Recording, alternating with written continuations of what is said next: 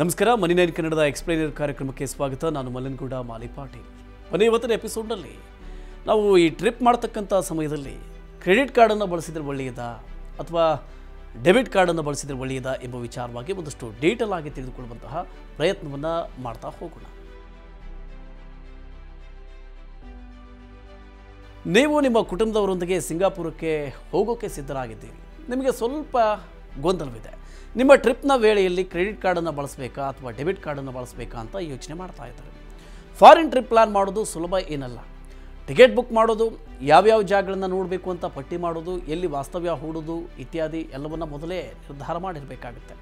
ಆಮೇಲೆ ಬರೋದು ಇನ್ನೊಂದು ಮಹತ್ವದ ನಿರ್ಧಾರ, ಅದುವೇ ಖರ್ಚುಗಳಿಗೆ ಸಂಬಂಧಪಟ್ಟದ್ದು. ಆಗಾಗ ವಿದೇಶಿ ಪ್ರಯಾಣ ಮಾಡೋದು ಹೆಚ್ಚು ಖರ್ಚುಗಳನ್ನು ಅಥವಾ ಓವರ್ ಸ್ಟ್ಯಾಂಡಿಂಗ್ ತಪ್ಪಿಸೋದಕ್ಕೆ ಡೆಬಿಟ್ ಕಾರ್ಡನ್ನು ಬಳಸಬೇಕಾ ಅಥವಾ ಈ ಕ್ರೆಡಿಟ್ ಕಾರ್ಡನ್ನು ಬಳಸಬೇಕಾ ಅಂತ ಗೊಂದಲದಲ್ಲಿ ಇರ್ತಾರೆ. ಹೆಚ್ಚು ಖರ್ಚು ಮಾಡಬಾರ್ದು ಅಂದರೆ ಡೆಬಿಟ್ ಕಾರ್ಡನ್ನು ಬಳಸೋದು ಸೂಕ್ತನಾ ಅಥವಾ ಕ್ರೆಡಿಟ್ ಕಾರ್ಡ್ ಬಳಸಬೇಕಾ? ಕ್ರೆಡಿಟ್ ಕಾರ್ಡ್ ಬಳಸಿದರೆ TCS ಅಗತ್ಯ ಇರಲ್ಲ. TCS ಅಂದರೆ ಟ್ಯಾಕ್ಸ್ ಕಲೆಕ್ಟೆಡ್ ಅಟ್ ಸೋರ್ಸ್ ಅಥವಾ ಮೂಲದಲ್ಲೇ ತೆರಿಗೆಯನ್ನು ಕಡಿತ ಮಾಡೋದು. ನೀವು ವಿದೇಶದಲ್ಲಿ ಕ್ರೆಡಿಟ್ ಕಾರ್ಡ್ ಅಥವಾ ಡೆಬಿಟ್ ಕಾರ್ಡನ್ನು ಬಳಕೆ ಮಾಡಿದರೆ ಏನಾದರೂ ಶುಲ್ಕವನ್ನು ಪಾವತಿಸಬೇಕಾ ಅನ್ನೋ ಪ್ರಶ್ನೆ ಕೂಡ ಉದ್ಭವ ಆಗುತ್ತೆ. ಹೀಗೆ ವಿದೇಶ ಪ್ರಯಾಣಕ್ಕೆ ಪ್ಲಾನ್ ಮಾಡುವಾಗ ಇಂತಹ ಅನೇಕ ಪ್ರಶ್ನೆಗಳು ಮೂಡ್ತವೆ. ಹಾಗಾಗಿ ಇವತ್ತಿನ ಸಂಚಿಕೆಯಲ್ಲಿ ನೀವು ವಿದೇಶ ಪ್ರವಾಸ ಅಥವಾ ಇಂಟರ್ನ್ಯಾಷನಲ್ ಟ್ರಿಪ್ ಹೇಗೆ ಪ್ಲಾನ್ ಮಾಡಬೇಕು ಅನ್ನೋದನ್ನು ತಿಳ್ಕೊಳ್ಳುವಂತಹ ಪ್ರಯತ್ನವನ್ನು ಮಾಡ್ತಾ ಹೋಗೋಣ. ನೋಡಿ, ಡೆಬಿಟ್ ಕಾರ್ಡನ್ನು ಬಳಸಿ ಖರ್ಚು ಮಾಡುವಾಗ ನೆನಪಿನಲ್ಲಿ ಇಟ್ಟುಕೊಳ್ಬೇಕಾದ ಪ್ರಮುಖವಾದ ಅಂಶ ಏನಪ್ಪ ಅಂದರೆ, ನೀವು ಕಾರ್ಡನ್ನು ಬಳಸ್ತಾ ಇದ್ದ ಹಾಗೆ ನಿಮ್ಮ ಬ್ಯಾಂಕ್ ಖಾತೆಯಿಂದ ಹಣ ಕಡಿತ ಆಗುತ್ತೆ. ಹೀಗಾಗಿ ನೀವು ವಿದೇಶದಲ್ಲಿ ಎಷ್ಟು ಖರ್ಚು ಮಾಡ್ತಿದ್ದೀರಿ ಅನ್ನೋ ಲೆಕ್ಕಾಚಾರ ಹಾಕಬೇಕಾದ್ರೆ ಡೆಬಿಟ್ ಕಾರ್ಡ್ ಸರಿಯಾದ ಆಯ್ಕೆ. ಮತ್ತೊಂದೆಡೆ ನೀವು ವಿದೇಶಿ ಪ್ರವಾಸದಲ್ಲಿರುವಾಗ ನಿಮ್ಮ ಬಳಿ ಹಣ ಕಡಿಮೆ ಇದ್ದರೆ ಅಥವಾ ನಿಮ್ಮ ಖಾತೆಯಲ್ಲಿ ಹಣದ ಕೊರತೆ ಇದ್ದರೆ ಆಗ ಕ್ರೆಡಿಟ್ ಕಾರ್ಡ್ ನಿಮ್ಮ ನೆರವಿಗೆ ಬರುತ್ತೆ. ಇದಲ್ಲದೆ ಕ್ರೆಡಿಟ್ ಕಾರ್ಡ್ 45ರಿಂದ 50 ದಿನಗಳವರೆಗೆ ಬಡ್ಡಿರಹಿತ ಅವಧಿಯನ್ನು ಕೂಡ ಕೊಡುತ್ತೆ. ಹೀಗಾಗಿ ನೀವು ನಂತರ ಬಿಲ್ ಪಾವತಿ ಮಾಡೋದಕ್ಕೆ ಅವಕಾಶ ಇದೆ. ಈಗ ನಾವು ವಿವಿಧ ಬಗೆಯ ಶುಲ್ಕಗಳ ಬಗ್ಗೆ ಮಾತಾಡೋಣ. ಡೆಬಿಟ್ ಮತ್ತು ಕ್ರೆಡಿಟ್ ಕಾರ್ಡ್ಗಳ ಎರಡರಲ್ಲೂ ಕೂಡ ವಿದೇಶದಲ್ಲಿ ಮಾಡುವ ಪ್ರತಿಯೊಂದು ಖರ್ಚಿನ ಮೇಲೂ ಕೂಡ ಮಾರ್ಕಪ್ ಫೀಯನ್ನು ತೆರಬೇಕಾಗುತ್ತೆ. ಇದು ಸಾಮಾನ್ಯವಾಗಿ ವಹಿವಾಟಿನ ಮೊತ್ತದ %1 ಇರುತ್ತೆ. ಅಂದರೆ ನೀವು ₹1,000 ಮೊತ್ತದ ಖರೀದಿ ಮಾಡಿದರೆ ನೀವು ₹10 ಮಾರ್ಕಪ್ ಫೀಯನ್ನು ಪಾವತಿಸಬೇಕಾಗುತ್ತೆ.